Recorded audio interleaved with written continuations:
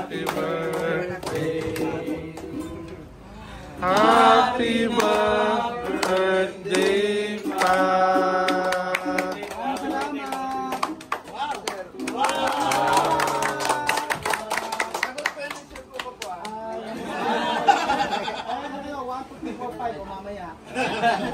Salamat. Siya po ito labot.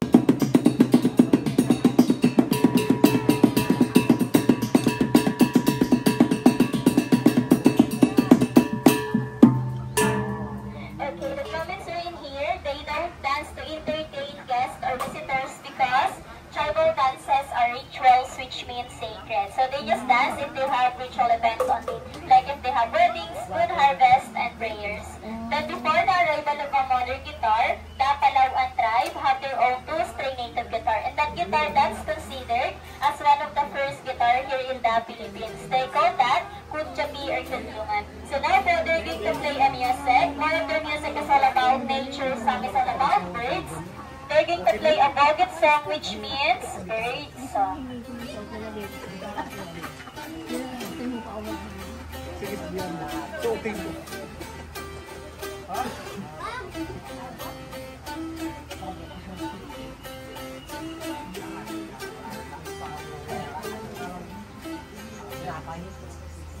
Okay, so they also have an arrowing, and the arrowing is made out of a piece of a palm tree that they put some beeswax to adjust the sounds. They play the arrowing using the vibration of their mouth. Okay.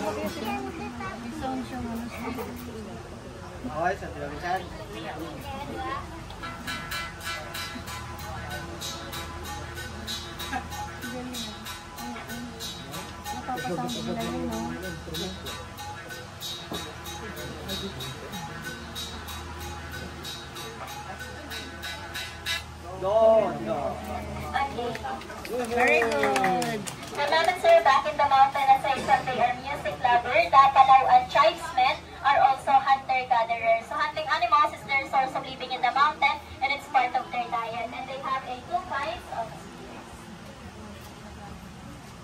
Okay, so they call this one ligid, and this is surayang. So Mammoths or surayang po is their very special kind of spear. It looks like a harpoon, but they don't use it for fishing. So they use this to kill big animals like wild pigs or baboy ramo. What they do, when their target is already visible, they throw this surayang from a distance. And when the metal pierces through the body of their target, it will get stuck because of the two hooks here. When the target tries to run, these two will separate, and the handle will serve as the anchor, ankla. It have a possibility that this handle will hang on the bushes or in the tree. Sasabit sa mga puno or sa mga damo. So that's their smartest way to easy chop the target. If the target is already trapped by surayang, they're going to use the ligid to kill the target. Mammoths are basically they use surayang for chopping, and they use ligid for capturing or killing the target. And then back in the mountain, the tribe, they don't use bow and arrow. In the whole Philippines, they are the only tribe who use blow pipes or blow darts. So Pupan in their dialect, dun sumpit in Tagalog. Because in the mountain, usually they hunt birds or squirrel. As a hunter, they have their own way on how they imitate or copy the sounds of their target. They have a small piece of bamboo, it's like a whistle, and they call that one tampios.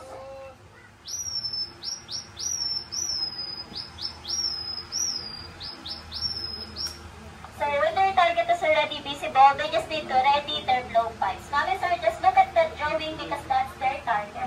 Oh.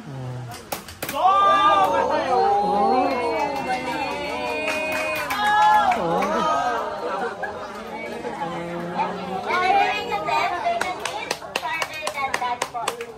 So they can hit 30 meters away. And Mammoths are, whenever they hunt a big animals in the mountain, they put some poison for every tip of their darts. Sa dulo po ng bala may lason. Their poison is coming from plant. One of the ingredients of their poison came from this plant po.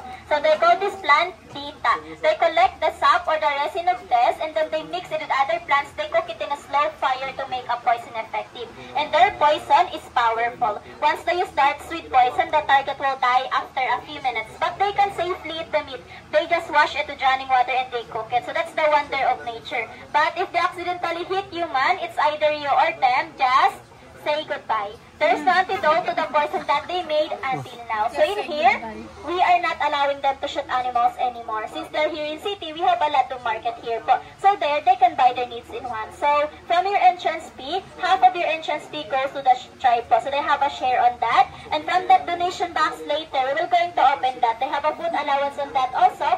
They use it to buy their needs in ones in the market. Okay, so now, we're here at the last part of our cultural sharing. So the last part, he's going to show to you how they make fire in the mountain. The process called santikan, which means to strike or friction. And they use a piece of metal, bakal, buhay na bato or flintstone, native cotton, and dry grasses po.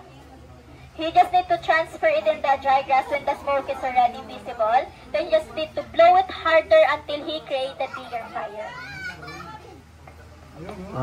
So mama sir, until now they use that process po. That's the fastest way of making fire. Even though we have matches or lighters for now po, they still use that process. They used to it po. It's easy for them to do it. Okay, so in the mountain, they don't have electricity, so they have their native torch. 1 foot of this, it can last 3 to 5 nights. This is a pure sap. Inside po, they just wrap it with leaves. Dagda din ng puno. They also believe that the smoke of this, it can drive away the bad spirits and bad lucks po. It can cure illnesses like if you have a headache, stomach ache, aromatherapy, and insect repellent of them. So later po, I will go around.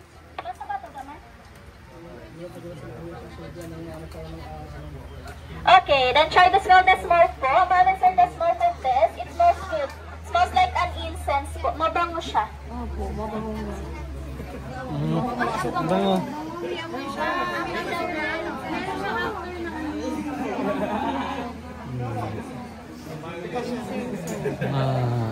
Parang ano? Parang incense. Oo, sisihan. Grabe naman. Kabayo, kabayo, Ano ba? Ano sa'yo mo? Gusto ko to. Gusto mo yan, bed? Ikaw lang mag-isa tulog dyan. Ano? Mommy, daddy. Pag Hindi hindi... said mommy. Tapos, dun daddy, sabi ate. Tita, gusto mo to? Kaya ko yan. Ano yung pa gusto mo? Gusto ko to. Ano yung pa?